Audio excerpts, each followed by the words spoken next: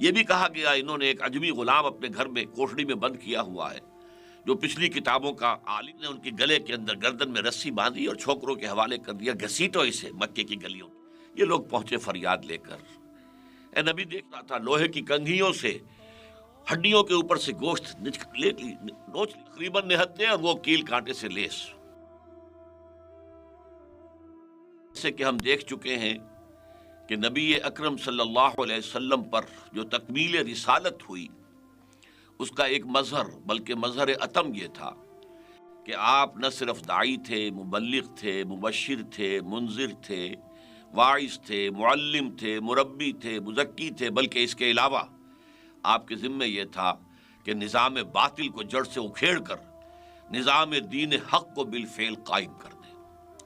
یہ گویا کہ ایک انقلابی مشن تھا جو محمد رسول اللہ صلی اللہ علیہ وسلم کے حوالے کیا گیا۔ اس انقلابی مشن کی تکمیل کے لیے پہلا کام کیا تھا؟ آپ نے قرآن مجید کے مقناطیس کے ذریعے سے اپنے معاشرے میں موجود سلیم الفطرت لوگوں کو کھینچ لیا، پھر آپ نے ان کا تزکیہ کیا اور وہ بھی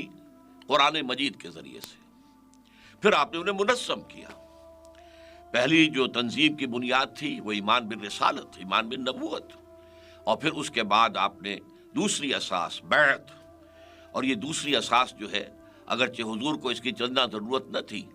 لیکن آپ نے یہ جو انسٹیٹیوشن آف بیعہ ہے اس کو اس لیے اختیار کیا تاکہ بعد میں جب کبھی ایسی اگر جد و جہد ہوگی جیسی کہ ہونی ہے اس عالم کے ختم ہونے سے پہلے، دنیا کے خاتمے سے پہلے، دنیا میں نظام دین حق کو پوری دنیا میں غالب ہونا ہے، تو جو جد و جہد ہوگی اس وقت کوئی نبی نہیں ہوں گے، کوئی رسول نہیں ہوں گے، بلکہ یہ کہ عام امتی جو ہیں حضور کے، ان کے ذریعے سے یہ کام ہوگا۔ لہذا اس کے لیے تنظیم کی بنیاد بیعت کی شکل میں خود حضور نے فراہم کر دی۔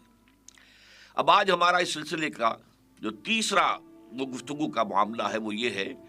کہ انقلابی جد و جہد میں تصادم ناگزیر ہوتا ہے، اس لیے کہ معاشرے میں اگرچہ ہوتے ہیں سلیم الفطرت لوگ بھی جو ہر دعوت پر غور کرتے ہیں، سوچتے ہیں، اور انہیں دل کو اور دماغ کو اگر قابل قبول ہوتی ہے تسلیم کر لیتے ہیں، لیکن اکثر و بیشتر اصحاب اقتدار یا وہ طبقات کہ جو اس نظام کے ساتھ پریولیجز جن کی وابستہ ہیں، جن کے ویسٹڈ انٹرسٹ وابستہ ہیں، وہ پھر یہ کہ خم ٹھوک کر میدان میں آتے ہیں اور اپنا سٹیٹس کو، اپنے نظام کو برقرار رکھنے کی پوری کوشش کرتے ہیں۔ لہذا ایک تصادم ناگزیر ہے۔ اس تصادم کی آج میں آپ کے سامنے چند مراحل میں جو تصادم ہوا ہے اس کی تفصیل پیش کرنا چاہتا ہوں۔ سب سے پہلا تصادم کیا تھا؟ جیسے ہی حضور نے دعوت شروع کی لا الہ الا اللہ کی، کوئی معبود نہیں سوائے اللہ کے، تمہارے یہ سارے معبود جھوٹے ہیں، تم جو ہے یتیم کو دھکے دیتے ہو، تم مسکین کو کھانا نہیں کھلاتے، تم نماز کی روح کو بھلا بیٹھے ہو، اور صرف ریاکاری کے لیے تم نیک کام کرتے ہو۔ یہ ساری تنقیدیں جب سامنے آئی ہیں اس نے اس نظام کے جو سربراوردہ لوگ تھے انہیں ایک دم جو ہے بھوچکا سا کر دیا اور وہ حیران ہو گئے، اور ان کا پہلا رد عمل کیا تھا کہ اس کو محمد کو صلی اللہ علیہ وسلم فداہ آباؤنا و امہاتنا چٹکیوں میں اڑاؤ۔ چنانچہ کہنا شروع کیا گیا یہ پاگل ہو گئے، ان کا دماغ خراب ہو گیا، یہ مجنون ہو گئے، ان پر جن کا سایہ ہو گیا، یا یہ کہیں سے سحر سیکھ کر آ گئے، ساحر ہو گئے، یا سحر زدہ ہیں، مسحور ہیں۔ یہ بھی کہا گیا انہوں نے ایک عجمی غلام اپنے گھر میں کوٹڑی میں بند کیا ہوا ہے جو پچھلی کتابوں کا عالم ہے، تورات اور انجیل کا، اس سے یہ ڈکٹیشن لیتے ہیں، آ کر ہم پر دھوس جماتے ہیں کہ یہ مجھ پر وحی آئی ہے۔ آپ کو کذاب تک کہا گیا، ساحر کذاب۔ یہ ساری وربل پرسیکیوشن، زبانی ایذا رسانی تھی صرف ابتدا میں۔ ابھی وہ نہیں سمجھے تھے کہ واقعتاً یہ مشت غبار جسے ہم سمجھ رہے ہیں تو بڑا طوفان بن جائے گا۔ انہوں نے سمجھا تھا کہ اگر جو ول ہے، قوت ارادی ہے محمد کی صلی اللہ علیہ وسلم، اسے کل کر دیا جائے، قوت ارادی کو ختم کر دیا جائے تو یہ ساری چیز ختم ہو جائے گی۔ لہذا اس وقت جو بھی لوگ ایمان لائے تھے حضور پر، ان سے کوئی تعرض نہیں کیا گیا، انہیں مارا نہیں گیا، پیٹا نہیں گیا۔ ساری پرسیکیوشن جو تھی وہ حضور کی ذات پر مرکوز تھی اور وربل تھی، زبانی۔ البتہ جب چوتھا سال شروع ہوا ہے، چوتھا سال نبوت یعنی وحی کے آغاز کے بعد چوتھا سال، اور انہوں نے دیکھا کہ یہ دعوت جو ہے یہ تو پھیل رہی ہے، محمد صلی اللہ علیہ وسلم کے عزم میں، ان کے ثبات میں، ان کے استقلال میں تو کوئی کمی نہیں آئی، ہمارا یہ وار تو اوچھا گیا ہے۔ تو اب انہوں نے خاص طور پر جب دیکھا کہ یہ تو یوں سمجھیے کہ بارود کے جو گودام ہمارے ہیں وہاں تک یہ چنگاری جا رہی ہے، ایک تو ہمارے جو غلام ہیں ابھی تک تو صابر و شاکر تھے اپنی قسمت پر، لیکن اب جو وہ ہے وہ محمد کے گرد جمع ہو رہے ہیں صلی اللہ علیہ وسلم، یہ اگر اٹھ کھڑے ہوئے تو ہمارے لیے بہت بڑی مصیبت ہو جائے گی، اور ہمارے نوجوان وہ کھنچے جا رہے ہیں، وہ محمد صلی اللہ علیہ وسلم کے گرد جمع ہو رہے ہیں، تو یہ تو دو گودام ہیں بارود کے، ان تک چنگاری پہنچے گی تو بھگ سے اٹھے گا، ہمارا معاشرہ اڑ جائے گا۔ لہذا انہوں نے طے کیا کہ جو ایمان لائیں انہیں مارو، انہیں پیٹو، انہیں گھروں کے اندر زنجیروں سے باندھ کر جکڑ کر ڈال دو، کھانا پینا کچھ نہ دو، بھوکے رکھو، یعنی آپ کہیں گے جدید الفاظ میں فزیکل پرسیکیوشن اینڈ ٹارچر کا دور شروع ہوا۔ یہ کام حضور کے ساتھ وہ نہیں کر سکتے تھے، اس لیے کہ حضور بنو ہاشم کے ایک معزز فرد تھے، اور بنو ہاشم کے سردار ابو طالب تھے، اور ابو طالب کو حضور سے انتہائی محبت تھی، تو وہ کور کر رہے تھے، وہ گویا کہ پشت پناہی کر رہے تھے، حضور پر اس طرح کی کوئی دست درازی ممکن نہیں تھی۔ اسی طریقے سے جو اور اونچے گھرانوں کے لوگ، بڑے لوگ ایمان لائے، ان پر بھی نہیں کر سکے، لیکن یہ ہے کہ نوجوانوں پر جو ہے انہوں نے، ظاہر بات ہے نوجوان تو باپ کو پورا حق ہے، یا باپ مر گیا ہے تو چچا کو پورا حق ہے، تایا کو پورا حق ہے، جس طرح چاہے اپنے بھتیجے کے ساتھ سلوک کرے،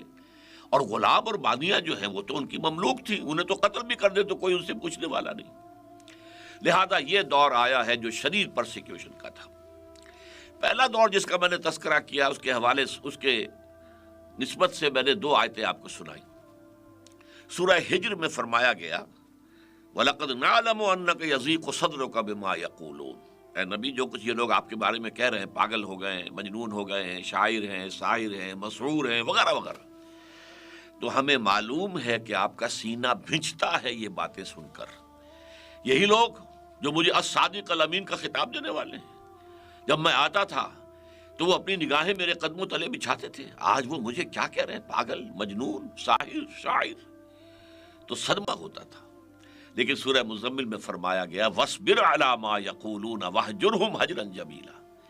اے نبی جو یہ کہہ رہے ہیں صبر کیجئے، جھیلیے، برداشت کیجئے، تحمل کیجئے، اور ان سے علیحدگی اختیار کیجئے، لیکن خوبصورتی کے ساتھ، لٹ مار کر علیحدہ نہ ہو، اس لیے کہ انہیں کو آپ کو ابھی تبلیغ کرنی ہے۔ ہاں کہہ دیجئے بھائی ٹھیک ہے، آپ کی سمجھ میں میری بات نہیں آ رہی، میری سمجھ میں آپ کی بات نہیں، پھر بات کریں گے خوبصورتی کے ساتھ، قالوا سلاما اذا خاطبهم الجاہلون قالوا سلاما۔ تو یہ طرز عمل تھا جو حضور صلی اللہ علیہ وسلم کو تلقین فرمایا گیا۔ لیکن اس کے بعد جب پرسیکیوشن کی شدت ہو گئی ہے، اور آپ کو معلوم ہے جو کچھ حضرت بلال کے ساتھ ہوا کہ ان کا جو آقا تھا امیہ ابن خلف، اس نے ان کے گلے کے اندر گردن میں رسی باندھی اور چھوکروں کے حوالے کر دیا، گھسیٹو اسے مکے کی گلیوں کے اندر۔ اب ظاہر بات ہے وہاں کی گلیاں پتھریلی، جسم ادھڑ رہا ہے، کھال چھل رہی ہے، خون نکل رہا ہے، وہ لے کے جا رہے جیسے کسی جانور کی لاش کو گھسیٹ رہے ہیں، اور پھر بالکل کھلے میں لے جا کر جہاں نیچے زمین جو ہے توے کی طرح جل رہی ہے اور اوپر آسمان برسا رہا ہے آگ، وہاں چت لٹا دیا گیا اور سینے کے اوپر بھاری پتھر رکھ دیا گیا۔ اب اس کی وجہ سے سانس لینا مشکل ہے، لیکن پھر بھی وہ کیا کہہ رہے ہیں، احد احد احد احد احد احد، ایک ہی کو مانوں گا، کسی اور کو نہیں مانوں گا۔ اسی طریقے سے حضرت خباب بن الارت رضی اللہ تعالیٰ عنہ، وہ لوہار تھے، کام کرتے تھے، ظاہر بات ہے کہ وہاں معاشرے میں ان کی کوئی سٹیٹس نہیں تھا ان کا، لہذا انہیں بلایا گیا، ان کے نگاہوں کے سامنے دیکھتے ہوئے انگارے بچھائے گئے، اور پھر ان سے کہا اتارو کرتا، اتار دیا، اور کہا لیٹ جاؤ، لیٹ گئے۔ کیوں؟ اس لیے کہ حضور کا حکم یہ تھا کہ چاہے تم پر کتنا ہی تشدد کریں، تم جوابی کارروائی نہیں کرو گے، تم ہاتھ نہیں اٹھاؤ گے، تم اپنے دفاع اور تحفظ کے لیے بھی ہاتھ نہیں اٹھاؤ گے۔ اسے بعد میں کہا گیا سورہ نساء میں کہ تمہیں ایک زمانے میں حکم تھا کفو ایدیکم، اپنے ہاتھ روک کر رکھو، بندے رکھو، کوئی جوابی کارروائی نہیں، لہذا وہ لیٹ گئے۔ اب آپ خود سوچئے کہ جس شخص کو یہ معلوم ہے کہ یہ مجھے زندہ بھوننے لگے، کباب بنانے لگے ہیں، اگر اس سے اجازت ہوتی تو ایسا ڈیسپریٹ انسان 2-4 آدمیوں کو مار کر مرتا، اجازت نہیں ہے۔ یہ ڈسپلن تھا جو محمد رسول اللہ سکھا چکے ہیں سمعوا طاعت اسمعوا واطیعوا، لہذا وہ لیٹ گئے، پشت کی جو ہے کھال جلی، چربی پگھلی، اس سے وہ انگارے ٹھنڈے ہوئے۔ اسی کے ضمن میں واقع آتا ہے، یہی خباب بن الارض رضی اللہ تعالیٰ عنہ اس کے راوی ہیں، حضور کی خدمت میں حاضر ہوئے، اور حضور اس وقت خانہ کعبہ کی ایک دیوار کے سائے تلے آرام کر رہے تھے، اپنی چادر اپنی سر کے نیچے رکھ کر۔ یہ لوگ پہنچے فریاد لے کر، اے نبی دیکھیے اب ہمارے لیے یہ پرسیکیوشن ناقابل برداشت ہو رہی ہے، یہ پرسیکیوشن جو ہے یہ ہمارے برداشت کے سے زائد ہو گئی ہے۔ اللہ تدعو لنا، کیا آپ اللہ سے ہمارے لیے دعا نہیں کرتے کہ اللہ تعالیٰ جو ہے اپنی مدد بھیجے، ان لوگوں کے ہاتھ شل کر دے، ان پر عذاب جو ہے آ جائے؟ حضور اس وقت اٹھ کر بیٹھ گئے اور کسی قدر ناراضگی کے اظہار کے ساتھ فرمایا،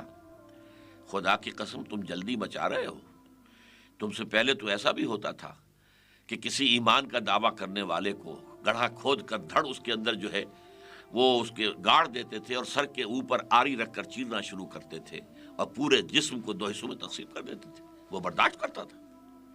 ایسا بھی ہوتا تھا لوہے کی کنگھیوں سے ہڈیوں کے اوپر سے گوشت نوچ لیا جاتا تھا، ایسا بھی ہوتا تھا کہ زندہ آگ میں جلائے گئے۔ یہ تو پوری قرآن مجید میں ایک صورت موجود ہے کہ جس میں اصحاب الاخدود کہ جنہوں نے اہل ایمان کو، موحدین کو جلایا زندہ آگ میں، تو آپ نے فرمایا کہ تم ان صبر کرو، جھیلو، برداشت کرو، ایک وقت وہ آ جائے گا کہ جب کہ ایک سوار صنعت سے حضر موت تک جائے گا اور اسے اللہ کے سوا کسی کا خوف نہیں ہوگا،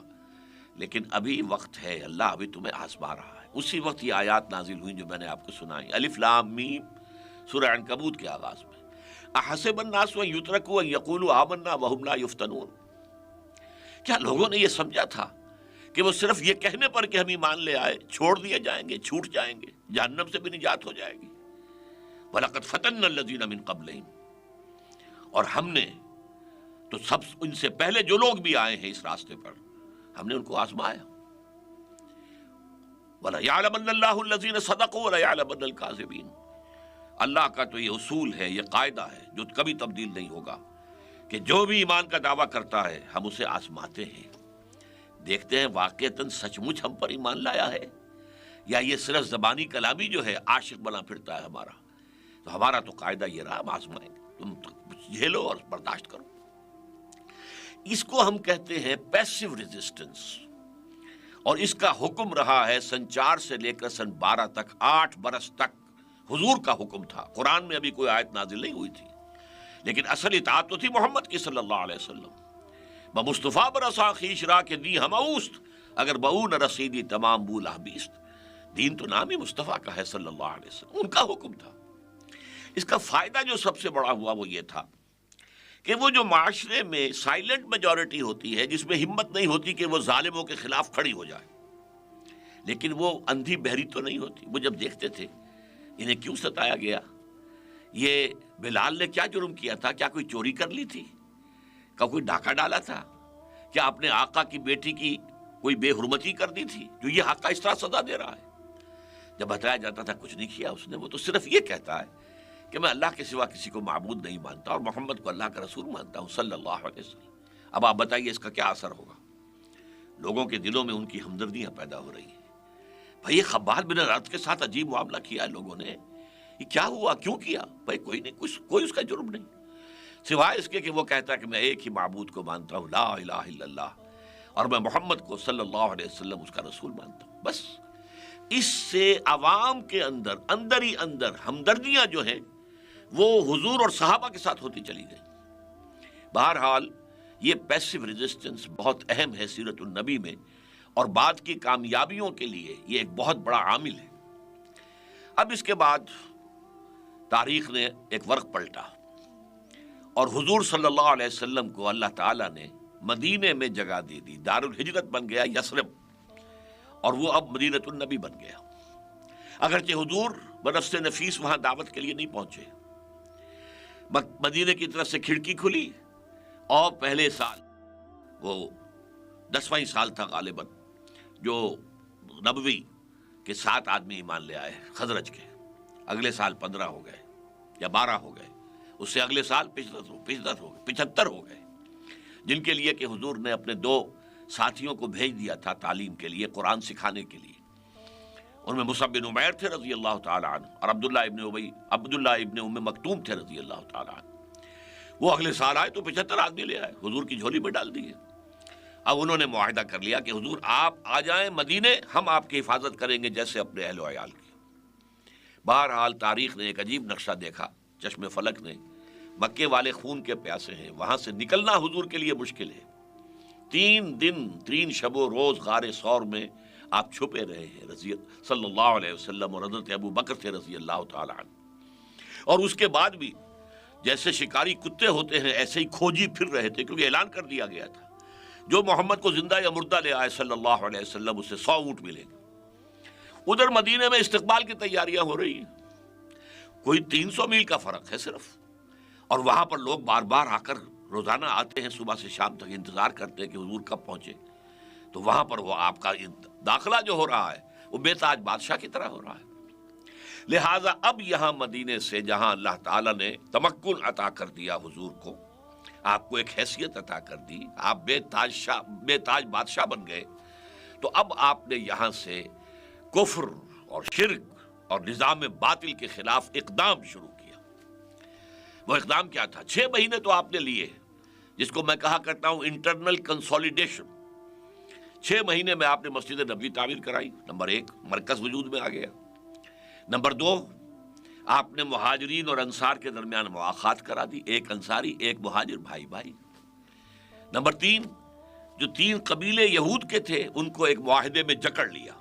جوائنٹ ڈیفنس آف مدینہ۔ اسے خام خواہ میثاق مدینہ کو دستور کہہ دیا گیا ہے، وہ کوئی اسلامی ریاست کا دستور نہیں تھا۔ It was actually a joint defence packet, کہ اگر مدینے پر باہر سے کوئی حملہ ہوا تو پھر مسلمان اور یہودی مل کر دفاع کریں گے۔ اور یہ 3 کام کرنے کے بعد پھر آپ نے اب گویا کہ اقدام شروع کیا ہے۔ وہ اقدام کیا تھا؟ آپ نے چھوٹے چھوٹے دستے بھیجنے شروع کر دیے، تاکہ جو کاروان روٹ تھا، جس پر کہ یہ سمجھیے لائف لائن تھی قریش کی، تجارت ہی ان کا ذریعہ معاش تھا، شام کی طرف جاتے تھے، بدر سے گزرتے تھے۔ بدر مکے سے 200 میل ہے یا اس سے بھی زائد، اور مدینے سے 70-80 میل ہے، تو گویا کہ یہاں انٹرسیپٹ کیا جا سکتا تھا ان کے قافلوں کو۔ اسی طریقے سے جنوب میں یمن کی طرف جاتے تھے تو پھر وہ طائف سے ہو کر گزرتے تھے، تو مکے اور طائف کے درمیان نخلا کی وادی میں بھی آپ نے ایک چھوٹا سا چھاپا مار دستہ بھیج دیا، یہ ثابت کرنے کے لیے we are very much here now. اب وہ گویا کہ ایک طرح کا اکنامک بلاکیڈ ہو گیا مکے والوں کے لیے، کہ ان کا جو شاہراہ تھی جس سے وہ تجارت کرتے تھے، اب تک تو کوئی انہیں تھریٹن نہیں کرتا تھا اس پر، اب وہاں معلوم ہوا کہ محمد صلی اللہ علیہ وسلم اور ان کے ساتھی اب موجود ہیں، یہ اکنامک بلاکیڈ۔ اور دوسرا یہ کہ حضور بھی، یہ جو 8 مہمیں ہیں ان میں سے 4 میں حضور خود بھی گئے، اس لیے انہیں 4 غزوات کہتے ہیں۔ ان میں آپ جہاں بھی گئے وہاں کے لوکل قبائل سے آپ نے معاہدہ کر لیا، وہ سب کے سب پہلے حلیف تھے اور تابع تھے قریش کے، اب یا تو اس قبیلے نے حضور سے معاہدہ کر لیا ہم آپ سے آج سے آپ کے ساتھی ہیں، یا یہ کہا کہ صاحب ہم نیوٹرل رہیں گے، نہ ہم آپ کے خلاف قریش کی مدد کریں گے، نہ قریش کے خلاف آپ کی مدد کریں گے۔ ان دونوں کا نتیجہ کیا تھا کہ جو حلقہ اثر تھا، سیاسی اثر و رسوخ قریش کا، وہ کم ہو رہا ہے۔ The zone of influence, political influence of Quraysh was diminishing۔ اس کے بعد جو ہے تنگ آ کر 1000 کا لشکر لے کر ابو جہل نکلا ہے، ادھر سے حضور نکلے ہیں صحابہ اکرام کو لے کر، اور بدر میں پہلی جنگ ہو گئی ہے۔ پہلا مقابلہ ہوا 313 کا 1000 کے ساتھ، یہ تقریباً نہتے اور وہ کیل کانٹے سے لیس، یہاں 2 گھوڑے وہاں 100 گھوڑے، یہاں 70 اونٹ وہاں 900 اونٹ، یہ صورتحال، لیکن اس میں اللہ تعالیٰ نے فتح عطا فرما دی۔ یہاں سے آخری دور شروع ہو گیا تصادم کا، اور وہ ہے قتال فی سبیل اللہ۔ لہٰذا قرآن مجید میں پھر اس کو جب فرض کر دیا گیا اور اس پر کچھ مسلمان کسمس آئے، خاص طور پر جن میں کچھ نفاق کے جراثیم تھے، انہوں نے کہا کہ جنگ کی کیا ضرورت ہے، ہم صرف دعوت و تبلیغ کرتے رہیں، تو اگر گڑ دے کر مارا جا سکتا ہو تو زہر کائے کو دینا ہے۔ ان منافقین نے کہا ابھی کوئی آیت تو اتری نہیں ہے قتال کی، تو سورہ محمد نازل کر دی اللہ نے تاکہ ان پر حجت قائم ہو جائے، اسے سورہ محمد بھی کہتے ہیں صلی اللہ علیہ وسلم، اور سورہ قتال بھی کہتے ہیں۔ بہرحال جو لوگ بھی تھے جن کے اندر ایمان کی کمزوری تھی، یا خدا نہ خواستہ نفاق کے جراثیم میں پل رہے تھے، انہوں نے جب اعتراض شروع کیے تو اللہ تعالیٰ کی طرف سے کھل کر بات آ گئی، کتب علیکم القتال وہو کرہ لکم، دیکھو مسلمانوں، تم پر اب جنگ فرض کر دی گئی ہے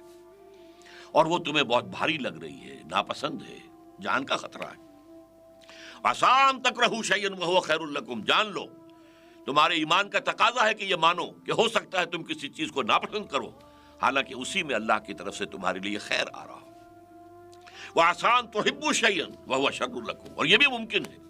کہ تم کسی چیز کو پسند کرو حالانکہ وہ تمہارے لیے شر ہے۔ واللہ یعلم وانتم لا تعلمون، اللہ جانتا تم نہیں جانتے۔ بہرحال محمد الرسول اللہ والذین معہ، جنہوں نے 13 برس یا 12.5 برس مکے میں جہاد کیا تھا قرآن کے ساتھ، جہاد بالقرآن، قرآن کی دعوت، لوگوں کو دعوت تک پہنچانا قرآن کے ذریعے، لوگوں کا تربیت تزکیہ قرآن کے ذریعے سے، اور وہ ڈٹے رہے تھے، ہر طرح کی پرسیکیوشن کو برداشت کیا تھا۔ اب وہ میدان جنگ میں آئے، ایک کے بعد دوسری، دوسری کے بعد تیسری، جنگوں کا سلسلہ 6 برس تک جاری رہا۔ It was a continuous war. یہ تو بیٹلز کہلاتی ہیں، battle of Badr, battle of Uhud, battle of the trenches, یہ بیٹلز ہیں، لڑائیاں ہیں۔ جنگ جو ہے وہ تو مسلسل تھی، اور ان بڑی جنگوں کے درمیان اور چھوٹے چھوٹے غزوات بے شمار ہوئے، لیکن یہ کہ جب یہ 6 سال کے عرصے میں چونکہ پوری تیاری کر کے محمد رسول اللہ نے یہ اقدام کا فیصلہ کیا تھا، آپ کے پاس ایسے جانثار تھے کہ جو اپنی جان دے دینے کو سب سے بڑی کامیابی سمجھتے تھے، اس لیے کہ شہادت مطلوب و مقصود مومن نہ مال غنیمت نہ کشور کشائی، انہیں تو شہادت کی موت پسند تھی، لہٰذا اللہ تعالیٰ نے کامیابی عطا فرمائی۔ پہلی کامیابی صلح حدیبیہ کی شکل میں ہوئی، اور پھر اس کو تو خیر لوگوں نے کامیابی نہیں سمجھا، لیکن اللہ نے فرمایا انا فتحنا لک فتحا مبینا، یہ در حقیقت فتح خیبر اور اس کے بعد فتح مکہ کی یہ تمہید تھی جو صلح حدیبیہ کی شکل میں ہوئی ہے۔ اور اس کے بعد آپ کو معلوم ہے وہی اللہ کا بندہ، اللہ کا رسول جو بڑی مشکل سے جان بچا کر مکے سے نکلا تھا، 6 سال بعد، بدر کے 6 سال بعد اور ہجرت کے 8 سال بعد، رمضان سن 10 ہجری کے اندر، اور 10 ہی تاریخ تھی، وہ مکے میں داخل ہوا ہے 10,000 اپنے جانثاروں کے ساتھ۔ جاء الحق وزهق الباطل ان الباطل کان زہوقا، حق آ گیا، باطل چلا گیا۔ یقیناً باطل تو بھاگنے والی شے ہے، جب تک حق سامنے نہیں آتا اس وقت تک وہ اپنا روب جماتا ہے، لیکن جب حق سامنے آ جائے اور وہ شرائط پوری کرے، اس کے اندر پوری قوت موجود ہو، ہر چیز قربان کر دینے کا مادہ موجود ہو، تو پھر باطل ٹھہر نہیں سکتا۔ چنانچہ اس کے بعد کیا شکل ہوئی وہ میں نے آپ کو سورۃ النصر سنائی تھی، اذا جاء نصر اللہ والفتح ورأیت الناس يدخلون فی دین اللہ افواجا، جب اے نبی صلی اللہ علیہ وسلم، جب اللہ کی مدد آ گئی اور فتح ہو گئی، اور آپ نے دیکھا کہ اب لوگ جوق در جوق، فوج در فوج دین میں داخل ہو رہے ہیں۔ یہاں نوٹ کر لیجئے، دین اللہ، اس پر پہلے ہم گفتگو کر چکے ہیں، وہ اسلام میں داخل ہوئے تھے، وہ سب کے سب ایمان میں نہیں داخل ہوئے تھے، یا ایمان ان کے دلوں میں داخل نہیں ہوا تھا۔ قالت الاعراب آمنا قل لم تؤمنوا ولکن قولوا اسلمنا، لیکن اسلام میں آ گئے تو گویا کہ دین میں آ گئے، اطاعت قبول کر لی، سرنڈر کر دیا۔ ورأیت الناس يدخلون فی دین اللہ افواجا فسبح بحمد ربک واستغفر انہ کان توابا۔ تو اے نبی، آپ ابھی تک جو بہت مشغول رہے، تو جتنا آپ کی خواہش تھی کہ ہمارے ساتھ لو لگائے رکھیں، یہ ساری مصروفیات اس میں حائل ہو جاتی تھی۔ اب آپ فارغ ہیں، آپ کا مشن مکمل ہو گیا، آپ کی بعثت خصوصی الی اہل العرب تھی، یہاں دین غالب بھی آ گیا اور اسلام پھیل بھی گیا، لہٰذا مشن جو ہے آپ کا ایک درجے میں مکمل ہو گیا،